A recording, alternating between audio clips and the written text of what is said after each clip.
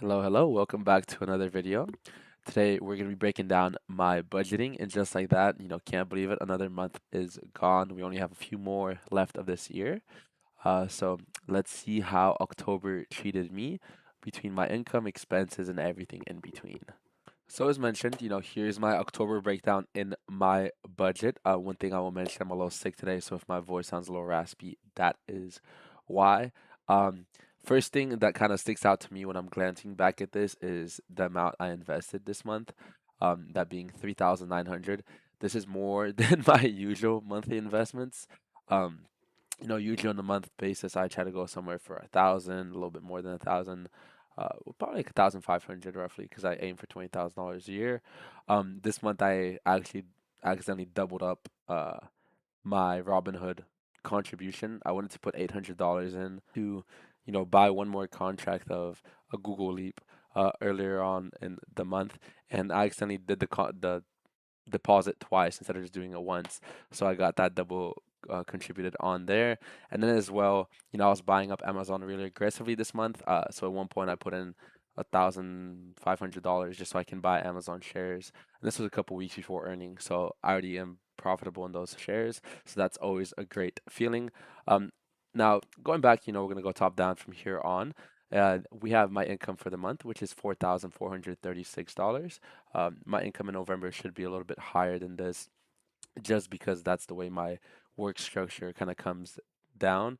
And of course, this is after my 401k, after taxes are deducted from it, and my health insurance, dental insurance, etc.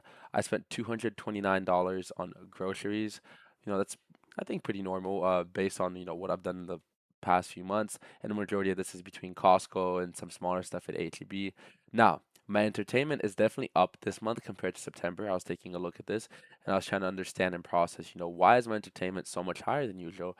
And then I did have some purchases that are kind of, I don't know where to place them. I think I'm going to add a new category to this budget soon. The two main purchases that drove my entertainment up this month were one, I was buying some paint, clear coat, primer, orbital sander to repair my car hood. The clear coat chipped, and then the paint was kind of messed up because it was old. So I kind of wanted to, try my luck at it because I was looking, it was $1,000 to get it repaired at a shop. So I was like, for $200 of supplies, let me try to develop my skills and, get an experience out of it.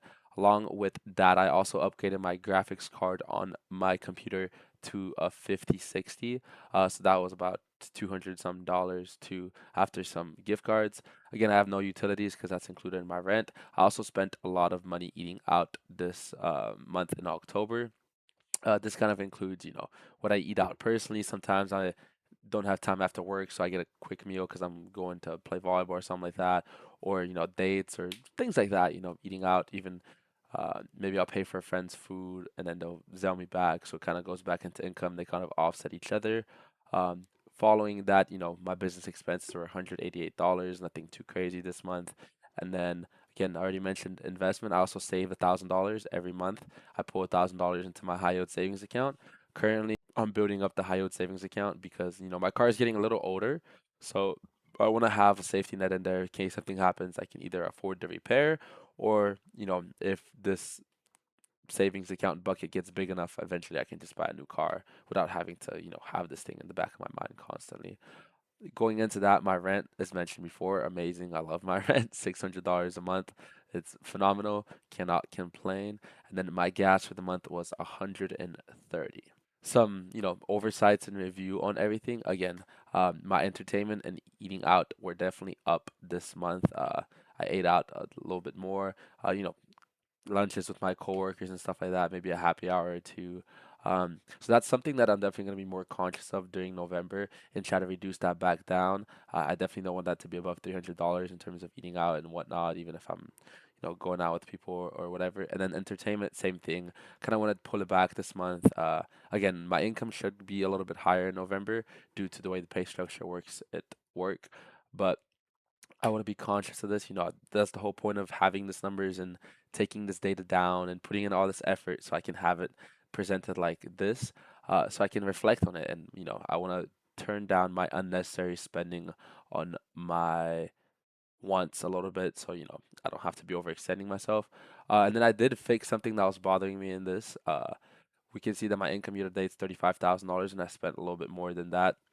That's because I was obviously in a budget surplus the previous year, so I had some extra money sitting around in, like, my bank account that, getting kind of fueled into my investment, where I was like, you know, I'd rather have some of this money that I can, like, put into the market. And again, as mentioned, I was really bullish on Amazon. It was dropping down to the 210s, 211, 212. So I was buying up shares like nothing, because I was, I truly believe that this company is going to be at least twice as valuable in the next 5 years. So I just thought it's a good way to secure some free money for me. So I'm currently, if I was to keep pace at this rate, I'd be in a budget deficit for the year. That means I'm spending a little bit more than I'm earning. But I think this will kind of offset in the next few months. I will say I'm planning on traveling in December to New York, so that'll probably be a little bit expensive.